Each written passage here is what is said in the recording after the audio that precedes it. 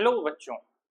इससे पहले हम लोगों ने ये देखा कि हिस्ट्री को जब हम समझने की कोशिश करते हैं तो हम डिफरेंट पीसेस को आपस में कनेक्ट कर रहे होते हैं, या फिर हम ऐसे कहें कि एक तरह का जिग शॉ फिट है। जैसे कोई पजल होता है, जब हम पजल को आपस में जोड़ देते हैं तो हमें एक क्लियर पिक्चर समझ में आती है। लेकिन हिस्ट्री के साथ एक प्रॉब्लम हमेशा से रही है, वो ये है कि हमें जो भी इंफॉर्मेशन मिलती है वो अलग अलग सोर्सेस से मिलती है और उनकी क्रेडिबिलिटी हमेशा पूरी तरह से सही नहीं होती है। इसीलिए एक प्रॉब्लम हमेशा से हिस्टोरियंस के सामने आई है, चाहे वो किंग हो या क्वीन हो, क्योंकि अलग अलग समय पर जो भी राजा या रानी रहे होंगे उनका अपना एक साम्राज्य होता है। जब साम्राज्य होगा तो उसका अपना एक विस्तार होगा। साम्राज्य है तो उसका विस्तार होगा। विस्तार होने के साथ एक स्थापत्य कला होगी। स्थापत्य कला, क्योंकि जब भी मनुष्यों ने रहना शुरू किया किसी एक जगह पर तो सबसे पहला जो काम था उन्होंने घर बनाने का किया।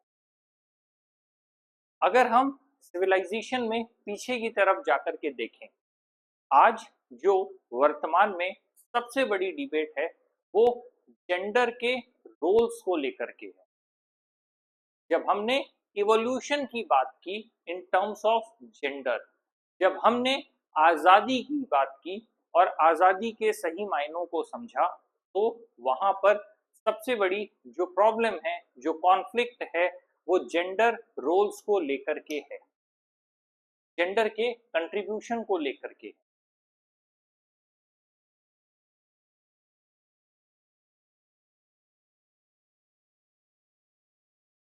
यहाँ पर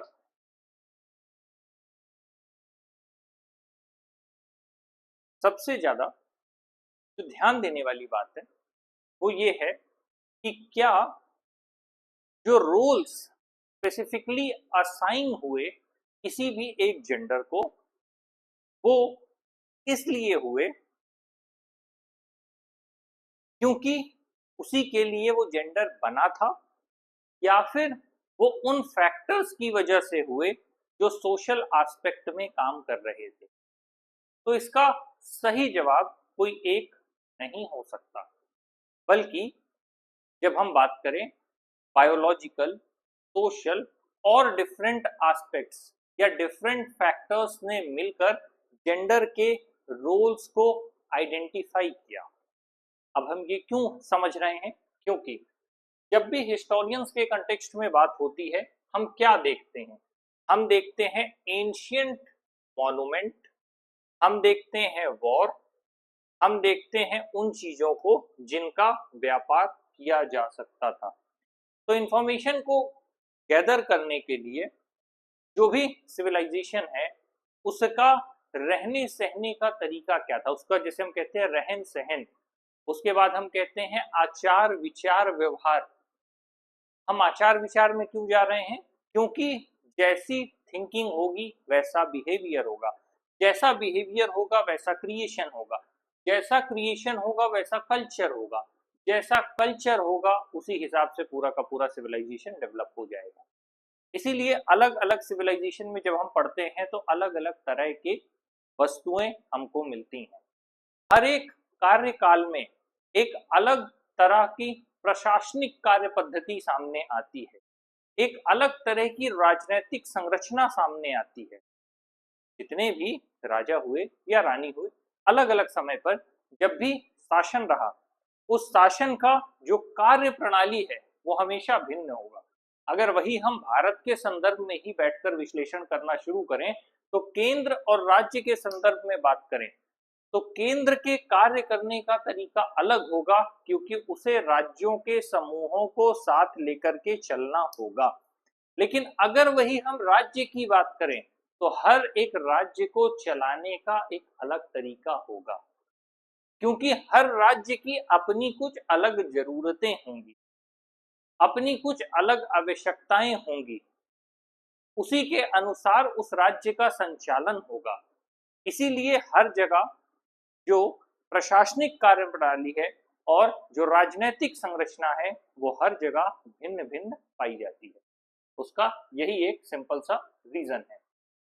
अब जब हम डिफरेंट सोर्सेस से अलग अलग तरह की इंफॉर्मेशन गैदर करते हैं और जब हम व्यापार के संदर्भ में पढ़ते हैं, अगर एक ही चीज, मान लीजिए ये एक पेन एक जगह पाया गया और वहां से 3000 किलोमीटर दूसरी जगह भी सेम यही पेन पाया गया, उसके बीच में पहाड़ हो सकता है, उसके बीच में नदी हो सकती है, या आप कह सकते हैं समुद्र का कोई हिस्सा हो सकता है।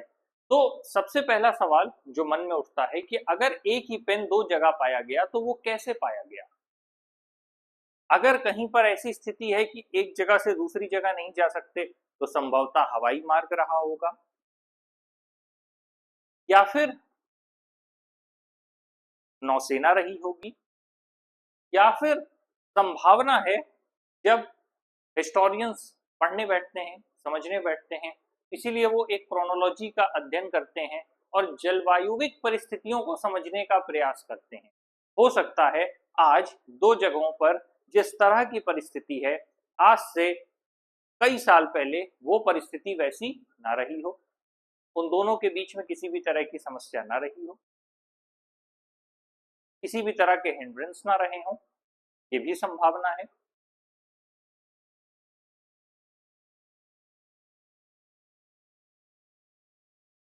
इसीलिए अलग अलग तरह के सोर्सेस से ये कंफर्म होता है कि क्या परिस्थितियां उस समय रही होंगी। और जब भी हिस्ट्री को रिक्रिएट किया जाता है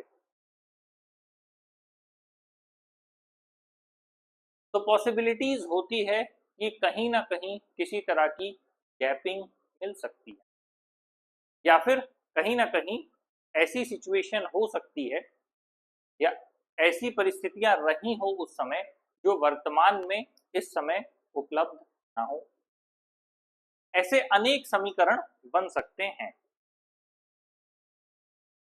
जब हम इस कंटेक्स्ट में बात करते हैं कि आखिर कौन लोग हैं जो हमें इस तरह के सोर्सेज प्रोवाइड करते हैं, क्योंकि अगर इंफॉर्मेशन आपके पास आ रही है, आपको हिस्ट्री के कंटेक्स्ट में कुछ कंक्लूड करना है, मान लीजिए आप अलग ढंग से कंक्लूड कर बैठे, आपने एक राज्य के बारे में पढ़ा, उस राज्य की संरचना को समझा, लेकिन उस पूरी संरचना को समझने के बाद विश्लेषण करके जिस तरह से आपको उसका सही कंक्लूजन निकालना था वो निकाल पाने में आप असक्षम रहे, तो क्या परिस्थिति होगी। तो उस समय ये परिस्थिति होगी कि जो आपको समझना था, जिस तरह का आपको एक इंसाइट डेवलप करना था, वो नहीं हो पाएगा और आप उसकी बजाय वो डेटा कंक्लूड कर लेंगे जो एग्जिस्ट नहीं करता। इसका नुकसान ये होगा कि आप अपने सारे फर्दर प्लान उस आधार पर बना लेंगे जिसकी सत्यता संभव ही नहीं होगी।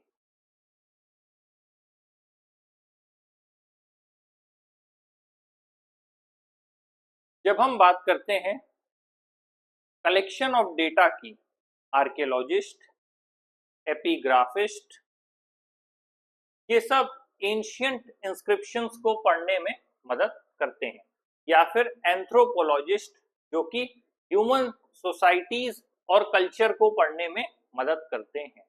अलग अलग लिटरेचर, अगेन हर जगह की भाषा अलग है। जब हम बात करते हैं ब्राह्मी लिपि, खरोष्ठी लिपि या प्राकृत या पाली, आधी से ज्यादा भाषाएं ऐसी हैं जो हमें पता ही नहीं है। आपको अगर एक पत्थर दे दिया जाए, पत्थर जिस पर उत्कीर्णित था, जिस पर लिखा गया, क्यों लिखा गया, ताकि भविष्य में जब लोग हों तो वो इन चीजों को पढ़कर हमारे बारे में समझ सके, लेकिन उस पत्थर पर जो भी लिखा गया उसके आधार पर आपने एक निष्कर्ष निकाला, पर वास्तविकता में जो उस पत्थर पे लिखा गया उस भाषा को आज तक पढ़ा ही नहीं गया। या उस भाषा की समझ ही नहीं है, हमने उस भाषा को डिकोड किया और डिकोड करके उसका कुछ मतलब निकाला, कितने प्रतिशत संभावना है कि वो डिकोड सही होगा?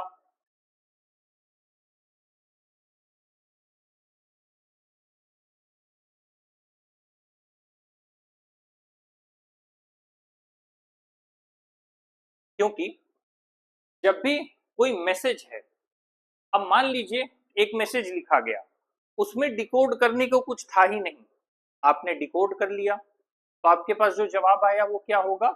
गलत होगा। मान लीजिए एक मैसेज था, उसमें कुछ लिखा गया, लेकिन आपने जो उसको डिकोड करके बनाया उसका मतलब कुछ और था, अब क्या होगा?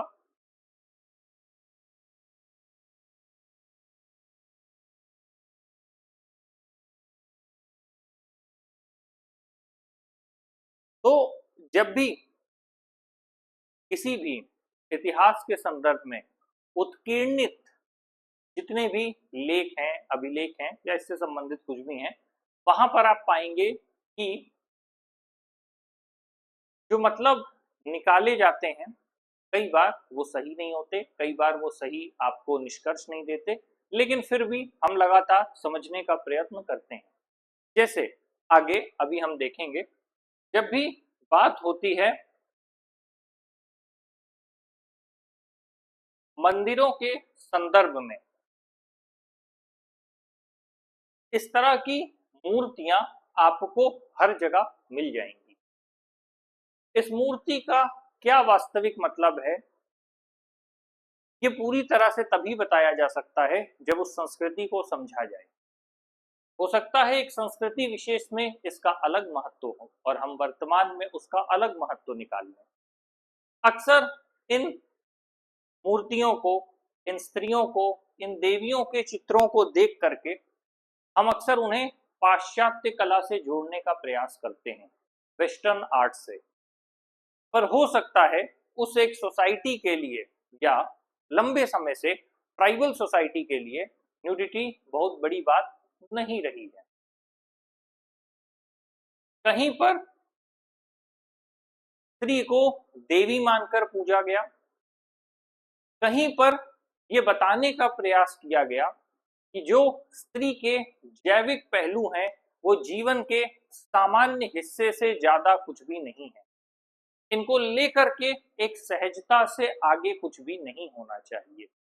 अगर सामान्य चीजों को हम ऐसे देखने लगे कि ये कोई बहुत खास चीजें हैं, तो हमारी मानसिकता विकृत हो जाएगी।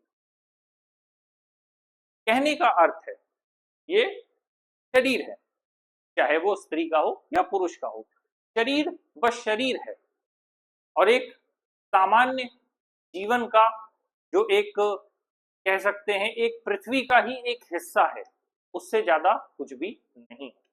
लेकिन जब हम एक शरीर को सामान्य शरीर की तरह ही देखते हैं, जैसे मेरा शरीर वैसे किसी अन्यत्र का शरीर, जब भी हम विपरीत लिंग की तरफ, अगर मेन है विमेन की तरफ, विमेन है मेन की तरफ, जब भी हम विपरीत लिंग की तरफ शरीर को अत्यधिक आकर्षण या देहाकर्षण के भाव से नहीं देखते, तो हम एक सहजता को प्राप्त कर लेते हैं, जिसे कभी कभी हम देहात्म बुद्धि भी कहते हैं। देह के प्रति आकर्षण अलग है, देहात्म बुद्धि का मतलब आपकी जो आत्मा है, जो चेतना है, वो इस प्रकार से विकसित हो गई है कि आपके मस्तिष्क में सामान्य चीजें ही बड़ी दिख रही हैं। एक सामान्य से शरीर के प्रति भी आकर्षण के भाव पैदा हो रहे हैं। अलग अलग संस्कृति ने सिर्फ और सिर्फ ये बताने का प्रयास किया कि ये एक नैसर्गिक जीवन का छोटा सा हिस्सा है। कभी उसे सामान्य बताने का प्रयास हुआ, कभी उसे खुद से ऊपर देवी बताने का प्रयास हुआ, और कभी एकदम निकृष्ट बताने का प्रयास हुआ। इन तीनों का जो मूल है, वो मूल तत्व बस इतना सा था कि व्यक्ति को इसमें उलझने की जरूरत नहीं है। ये एक सामान्य सा पहलू है, यदि इसमें उलझ गए तो संभवतः जीवन की जो मौलिक जरूरतें हैं या एक व्यक्ति के विकास की जो अपार संभावनाएं उस व्यक्ति में निहित है, वो अपने आप पतन की ओर चली जाएंगी, वो अपने आप खत्म हो जाएंगी। अगर जीवन के एक छोटे से आयाम को हमने बहुत बड़ा बना दिया तो हम जीवन में जो विकास कर सकते हैं, जीवन में अपनी बुद्धि का जो सही प्रयोग कर सकते हैं, जीवन में जो नई संभावनाओं तक जा सकते हैं, उन सब का अंत यहीं से हो जाता है। क्यों? क्योंकि हमने एक छोटे से आयाम को बहुत बड़ा बना दिया। कभी कभी ऐसे प्रचंड मूर्खों से भी पाला पड़ जाएगा जो इन्हीं चीजों का बैठ करके विश्लेषण करने बैठ जाते हैं। मनोविज्ञान की कुछ शाखाएं हैं, साइको एनालिसिस और उसके आगे भी कुछ डेवलपमेंटल एस्पेक्ट्स हैं। इसीलिए जो मनोविज्ञान की शाखाओं में जितने भी तरह का विश्लेषण है, उसको समय में एक काल के बाद बहुत महत्व नहीं दिया। पाश्चात्य सभ्यता ने उसको महत्व ज्यादा दिया क्योंकि उन्हें सिर्फ उसी को खोजना, उसी को समझना और उसी में डूबना था। जब हमने पूर्वी संस्कृति की बात की, एशियाई संस्कृति की बात की, तो उन्होंने यहाँ पर ज्यादा ध्यान नहीं दिया। उन्होंने सिर्फ 3 पहलू बताए, या तो देवी है, या फिर सामान्य है, या फिर निकृष्ट है। तीनों की परिधि का जो मूल है वो इससे परे हटना है, वो इससे बाहर जाना है, वो इससे छुटकारा पाना है, उससे ज्यादा कुछ भी नहीं है। यदि खोजने बैठ जाएं तो फिर इसी मूर्ति के बगल में और मित्र मंडली बैठी है, इसका ये अर्थ हो सकता है, ये पिलर से खड़े हैं, इसका वो अर्थ हो सकता है, इसकी ज्यामिति हो सकती है। अगर व्याख्या करना चाहें तो इसकी 1000 व्याख्याएं निकल कर आएंगी। इसकी 1000 क्या, लाख व्याख्या भी की जा सकती। मानव बुद्धि जटिल है, यदि वो उलझना चाहे तो उसके पास उलझने के 1000 रास्ते हैं, और यदि वो सुलझना चाहे तो बस वो एक मात्र रास्ते से सुलझ सकती। तो जो इसका पूरा मूल है, जो इसका पूरा केंद्र बिंदु है, वो ये है कि अपने मस्तिष्क को ऐसी चीजों में कभी नहीं लगाना जो जीवन में बहुत कम महत्व रखती है, जो जीवन का मुश्किल से 2% से ज्यादा का हिस्सा नहीं रखती। लेकिन कई बार मानव मस्तिष्क इस 2% में ऐसा उलझने लगता है कि वो अपने जीवन के 98% आयामों को देख पाने में असफल होने लगता है। ठीक इसी तरह जब हम हिस्ट्री के कंटेक्स्ट में बात करते हैं तो हमारे लिए सबसे बड़ी प्रॉब्लम यही होने लगती है कि किसी भी बात का हम सही मतलब कैसे निकालें, सही मतलब कैसे जानें, जो लिखा है हम उसे सही से कैसे पढ़ें। अभी जैसे मैंने बताया कि अगर किसी एक बात को एक परिधि में, एक दायरे में बताया गया, लेकिन यदि हम उसे समझ पाने में सक्षम नहीं होंगे तो हम उसके कुछ और अर्थ निकाल बैठेंगे।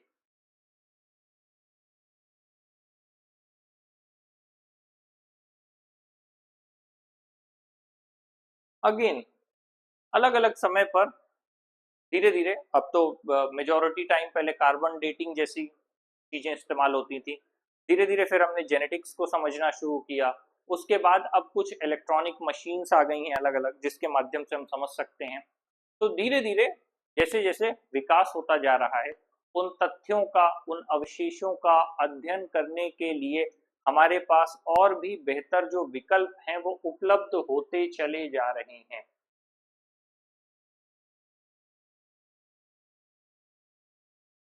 और पहले कोई एक तरह के अवशेष यदि एक क्षेत्र में पाए जाते थे तो हमें पता नहीं चलता था क्या वो अन्यत्र किसी जगह पर भी उपलब्ध हैं या नहीं है। लेकिन अब क्योंकि इलेक्ट्रॉनिक फैसिलिटीज अवेलेबल हैं, सोशल मीडिया अवेलेबल है, तो जो एक तरह की चीज कहीं पर उपलब्ध होती है हम उसे अन्यत्र जगहों पर भी आराम से पता कर सकते हैं, देख सकते हैं।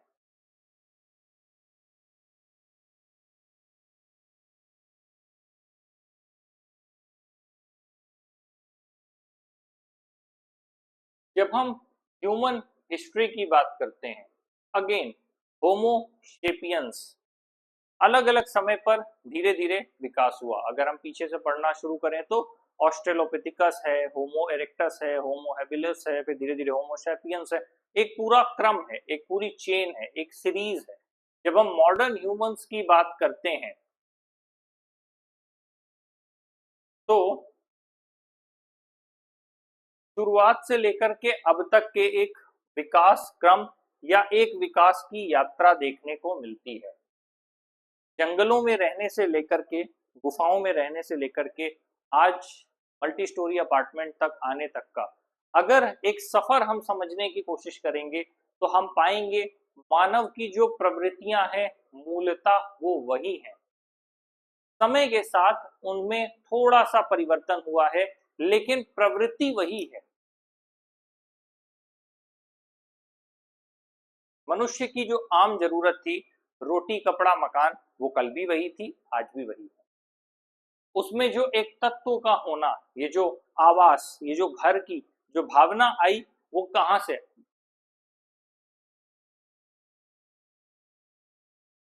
वो सिर्फ एक बात से आई, सुरक्षा के भाव से। सुरक्षा का भाव कब जागृत होता है? जब आप परिवार में कम्युलेटिव एस्पेक्ट में होते हैं। आप कहेंगे ऐसा क्यों?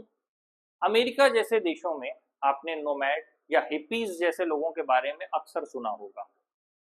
वहां पर भारी मात्रा में ऐसे लोग हैं जहां पर सांस्कृतिक रूप से पारिवारिक संरचना का विघटन हो जाएगा।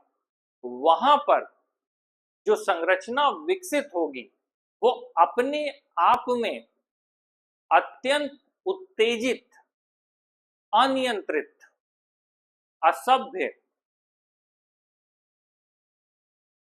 और किसी भी संरचना को ना मानने वाली होगी। एक लंबा समय रहा, एक लंबा दौर रहा जिसमें हमने हिपीज के कल्चर की बात की या ऐसे लोगों की बात की जो वैसे ही रहना पसंद करते थे, जो एक स्ट्रक्चर को नहीं मानते थे। इसीलिए किसी भी समाज का, जो समाज की आधारशिला है, जो समाज की नींव है, वो क्या है? वो है परिवार व्यवस्था। यहीं पर एक कॉन्फ्लिक्ट है जो पाश्चात्य संस्कृति और एशियाई संस्कृति के बीच हमेशा से रही है, जिसको पूंजीवाद, कैपिटलिज्म आजादी कहता है। वो वास्तविकता में आजादी नहीं है, वो आर्थिक गुलामी का एक नया प्रकार है। भारत जैसे देशों में जब हम समाजवाद की बात करते हैं या हम समाजवादी संस्कृति के साथ आगे बढ़ते हैं तो वो सर्वजन हिताय सर्वजन सुखाय वाली बात होती है। सबका साथ सबका विकास। क्यों? क्योंकि हम किसी एक वर्ग विशेष पर ये दबाव नहीं डाल रहे कि उन्हें शीर्ष पर जाना है, और साथ ही अत्यंत प्रतिस्पर्धी होने की बजाय हम उन्हें भी साथ लेकर के चलने का प्रयास करते हैं जो विकास की दौड़ में पीछे रह गए हैं। लेकिन पूंजीवाद इसके विपरीत है। जब हम एशियाई संस्कृति की बात करते हैं तो यहां पर अपनी मॉरल वैल्यूज को प्रिजर्व करने पर जोर दिया जाता है। सवाल सिर्फ वैल्यू सिस्टम का नहीं है, सवाल एक फैमिली स्ट्रक्चर का है। अगर फैमिली स्ट्रक्चर कोलैप्स करता है तो उसका जो सबसे बड़ा रीजन है वो सिर्फ और सिर्फ कैपिटलिज्म और एक्सट्रीम लेवल ऑफ कंज्यूमरिज्म है। किसी भी संस्कृति में उपभोग की संस्कृति को डाल दो या फिर उपभोग की मात्रा को बढ़ा दो। जैसे ही उपभोग की मात्रा बढ़ेगी, व्यक्ति अन्यत्र चीजों पर जो अपनी सोशल सिक्योरिटी है, वो सोशल सिक्योरिटी को अपने आप ब्रीच कर जाएगा। जैसे ही वो अपनी सोशल सिक्योरिटी को ब्रीच करेगा, अल्टीमेटली वो किस पर डिपेंडेंसी लेगा? उसकी डिपेंडेंसी इकोनॉमी पर हो जाएगी। इकोनॉमी पर डिपेंडेंसी होने का क्या मतलब है? ह्यूमन के सारे एक्शंस और बिहेवियर अल्टीमेटली चेंज हो जाएंगे। जब ह्यूमन एक्शंस और बिहेवियर्स चेंज होंगे तो क्या क्या होगा? अल्टीमेटली लोग कैपिटलिज्म के पीछे भागना शुरू कर देंगे। इसीलिए जो नया कल्चर है वो सिर्फ पैसा पैसा पैसे की बात करता है। मैं ये बिल्कुल नहीं कहूंगा कि पैसा नहीं होना चाहिए, पैसा कमाना गलत है, या जो भी है, मैं ये बिल्कुल नहीं कहूंगा। जीवन का एक अनिवार्य तत्व है, मूल तत्व है, बिना पैसे के जीवन में वास्तविकता में कुछ नहीं होता, वो सही बात है। लेकिन जब हम बात करते हैं एशियन कल्चर और वेस्टर्न कल्चर की, तो जो कल्चरल इंडिफरेंसेस है, जिसको हम तथाकथित आजादी कह रहे हैं, क्या वो वास्तविक मायने में आजादी है? नहीं, वो कल्चरल शिफ्ट है, और उस कल्चरल शिफ्ट में भी जो डिपेंडेंस है वो पूरी तरह से कैपिटलिज्म पे है।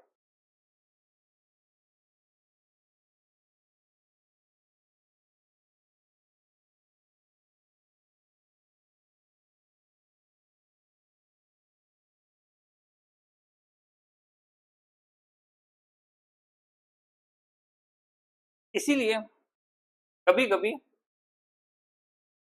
जो दिखता है वो होता नहीं, जो होता है वो दिखता नहीं।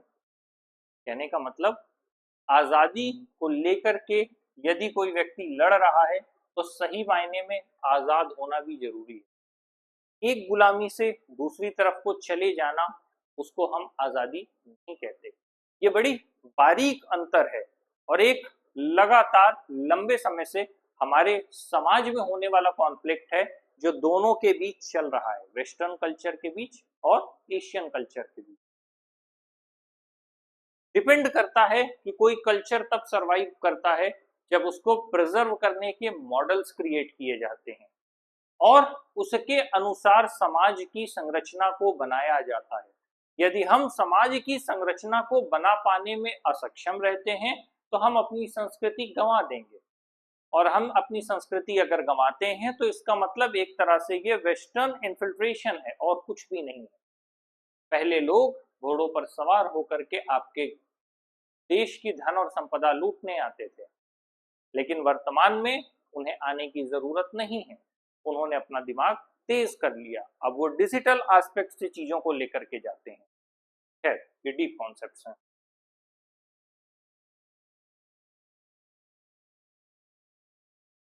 अगेन, ह्यूमन ने अपने सर्वाइवल के लिए समय समय पर धीरे धीरे अपनी एक यात्रा शुरू की,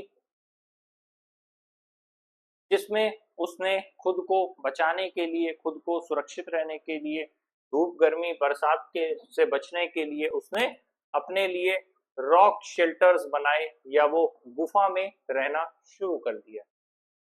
और एक दूसरे से बात क्या कैसे करते, हु हा करके कब तक काम चलना था, कुछ तो बोलना था।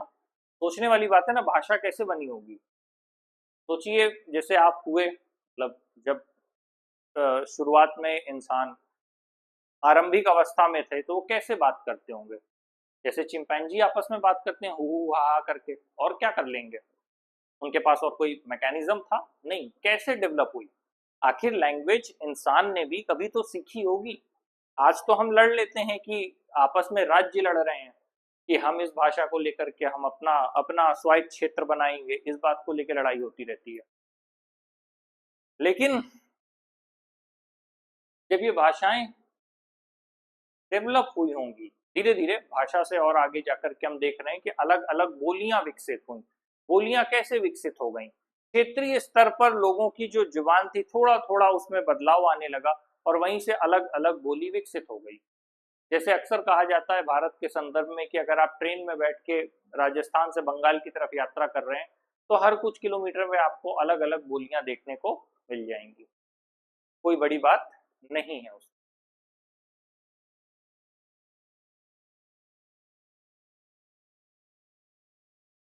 और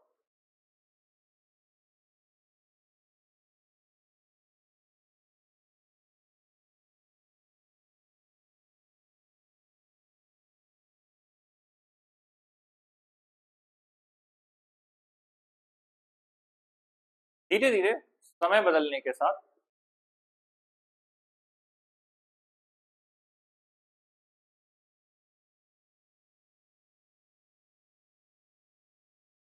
जिस तरह के उपकरण इस्तेमाल किए जाने थे उसमें भी बदलाव आया, शिकार करने के तरीके में बदलाव आया, धातु जो इस्तेमाल की जाती थी उसमें बदलाव आया, और एक समय के बाद हमें रॉक पेंटिंग्स देखने को मिलती है अलग अलग गुफाओं में। वो क्यों बनाई गई? वो सिर्फ इसलिए बनाई गई कि अपने समय की जो संस्कृति है उसको बचाने का पूरी तरह से प्रयास किया गया। साथ ही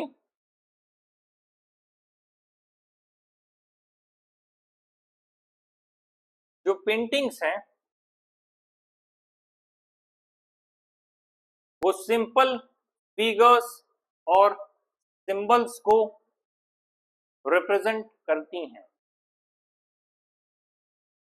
अलग अलग समय पे इन्हीं सिंबल्स का, इन्हीं फिगर्स का अलग मतलब रहा होगा।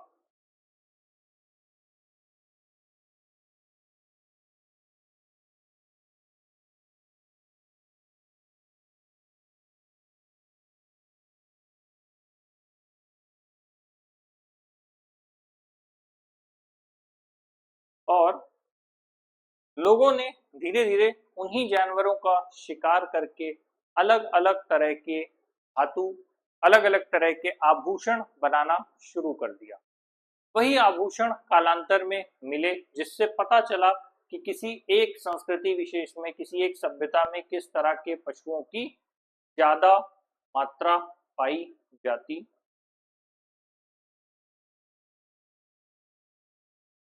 मनुष्य ने विकास के क्रम में जिस बात को लेकर के सबसे ज्यादा लड़ाई होती रही है वो है जेंडर रोल्स को लेकर के। वर्तमान में भी वो लड़ाई कमोबेश रूप से जारी है।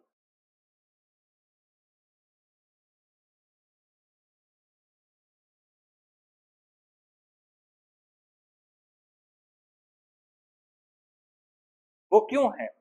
क्योंकि कुछ जैविक कारण और कुछ सामाजिक कारण और कुछ आर्थिक कारण, इनके विभाजन ने अलग अलग तरह के रोल्स को शेप किया। क्या हम उन रोल्स को प्रेजेंट में डिनाई कर सकते हैं? तो जवाब है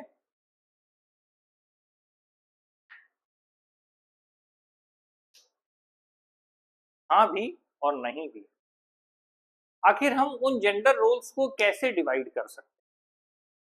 वो हम कुछ इस तरह से डिवाइड कर सकते हैं कि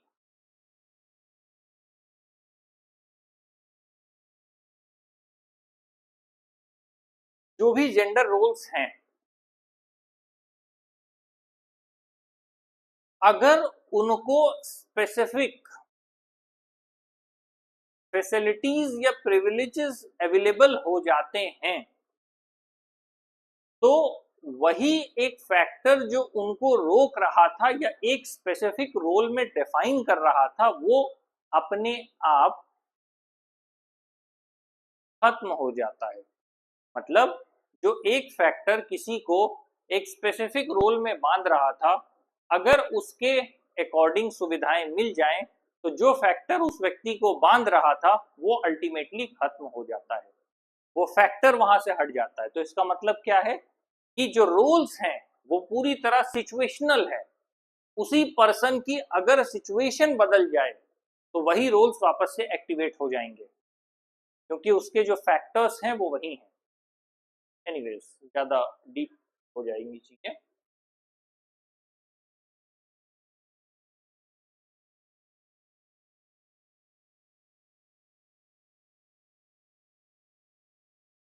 शुरुआती दौर में वेलफेयर की भावना ज्यादा देखी जाती थी, जहां पर पर्सनल लेवल पर संपत्ति के अधिकारों की बात नहीं है बल्कि कम्युनिटी के स्तर पर अधिकारों की बात की जाती थी। और साथ ही लोगों में एक साथ रहने की भावना ज्यादा थी, क्योंकि कहीं ना कहीं सुरक्षा का भाव प्रबल था। अगेन ये जो सारे फैक्टर्स हैं वो सरकमस्टेंशियल है या अलग अलग सिचुएशन के अकॉर्डिंग काम करता है। जैसे ही सिचुएशन बदल जाएगी वैसे ही सरकमस्टेंसेस या फैक्टर्स चेंज हो जाएंगे।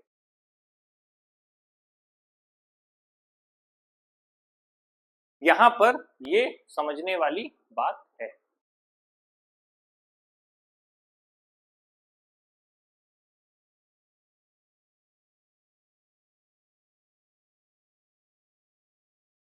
मतलब जो भी फैक्टर्स हैं वो किसी एक स्पेसिफिक वे में किसी चीज को डिटरमाइन कर रहे हैं। अगर फैक्टर्स को चेंज कर दिया जाए तो जो भी सिचुएशन क्रिएट हो रही है वो अपने आप या तो बदल जाएगी या खत्म हो जाएगी। और अगर उसी हालात में जो परिस्थिति खत्म हो गई थी वहां पर फैक्टर्स वापस से आ जाते हैं तो फिर से सिमिलर सिचुएशन क्रिएट हो जाती है। इसीलिए जब हम इतिहास के संदर्भ में बात करते हैं तो किसी भी काल विशेष में वहां की हालात, परिस्थिति, संस्कृति, हर चीज को समझने के बाद ही किसी तरह का विश्लेषण किया जाना चाहिए। और यदि हम उसको समझे बिना किसी भी तरह का विश्लेषण प्रस्तुत करते हैं तो संभवतः जो निष्कर्ष होंगे वो गलत होंगे। तो कंक्लूजन में ये है कि जब भी हमें हिस्ट्री को पढ़ना है, समझना है, हमें सारे सोर्सेस को सही से देखने और समझने की जरूरत है। सोर्सेस की क्रेडिबिलिटी को चेक करने की जरूरत है और उसे एक टाइमलाइन में रख करके पूरी तरह से समझना होगा कि कैसे वो और बेहतर तरीके से सही डेटा को गैदर कर सकते हैं जिससे सही आंसर्स आ पाएंगे।